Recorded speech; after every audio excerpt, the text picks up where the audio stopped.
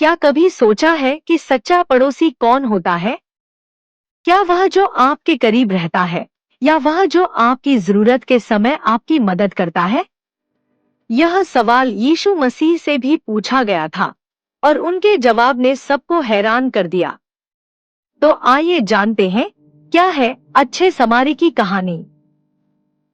तो तैयार हो जाइए क्योंकि आज हम शुरू कर रहे हैं एक ऐसा सफर जो आपके दिल को छुएगा और आपकी आत्मा को जागृत करेगा। और हाँ, इस सफर में एक ऐसा सवाल है जो अंत तक आपको सोचने पर मजबूर कर देगा। तो आइए इस आध्यात्मिक रहस्य को समझने के लिए हमारे साथ जुड़े। लेकिन ध्यान रहे, हर कहानी में एक ऐसा मोड़ होगा जो आपको चौंका देगा। वीडियो को अंत तक देखें और अगर आपने अभी तक चैनल सब्सक्राइब नहीं किया तो अभी करें ताकि आप ऐसी प्रेरणादायक कहानियां मिस न करें। क्या आप तैयार हैं? एक दिन एक विशेषज्ञ यीशु के पास आया और उनसे पूछा, मुझे अनंत जीवन पाने के लिए क्या करना चाहिए? यीशु ने कहा, कानून में क्या लिखा है? उस व्यक्ति ने उत्तर दिया, ईश्वर से अपने पूरे दिल, आत्मा, शक्ति और बुद्धि से प्रेम करो और अपने पड़ोसी से वैसे ही प्रेम करो जैसे अपने आप से करते हो। यीशु ने कहा, सही कहा, ऐसा करो और तुम जीवित रहोगे। लेकिन वह व्यक्ति खुद को सही साबित करना चाहता था। उसने पूछा, लेकिन मेरा पड़ोसी कौन है? क्या आप जानते हैं कि यीशु ने इस सवाल का जवाब कैसे दिया? यीशु ने एक दृष्टांत सुनाया। एक व्यक्ति यरूशलेम से यरीहो जा रहा था। रास्ते में लुटेरों ने उस पर हमला किया। उन्होंने उसे बुरी तरह पीटा, उसकी चीजें छीन ली और उसे अधूरा छोड़कर चले गए। क्या आप कभी ऐसी स्थिति में थे जहां कोई मदद के लिए आपकी ओर देख रहा हो और आपने अनदेखा किया हो? उसी रास्ते से एक याजक गुजरा। उसने घायल व्यक्ति को देखा, लेकिन दूसरी ओर से निकल गया। फिर एक लेवीट आया, उसने भी उसे देखा और अनदेखा कर दिया। क्या यह व्यक्ति मदद पाने में असफल रहेगा या कोई उसकी सहायता करेगा? लेकिन फिर एक अच्छे समारी वहां से गुजरा। उसने घायल व्यक्ति को देखा और उसका दिल दया से भर गया।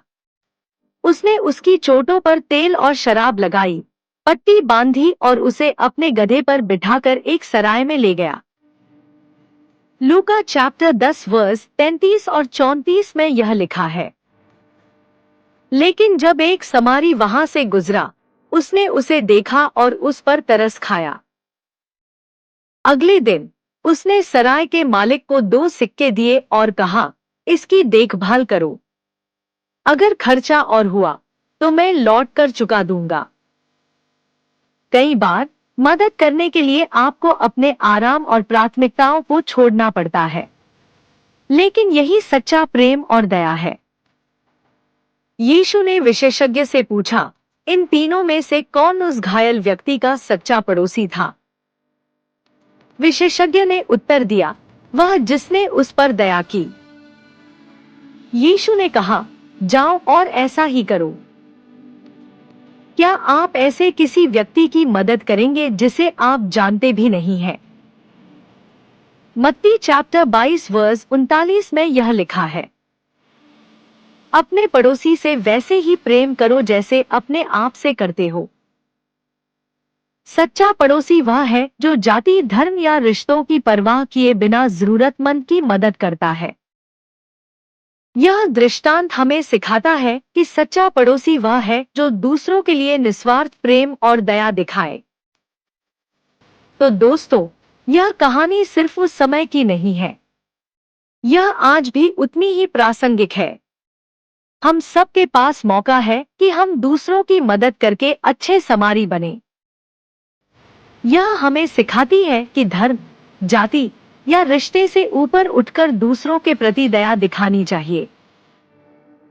क्या आप अपनी व्यस्त जिंदगी में किसी के लिए रुककर मदद करने का समय निकाल सकते हैं?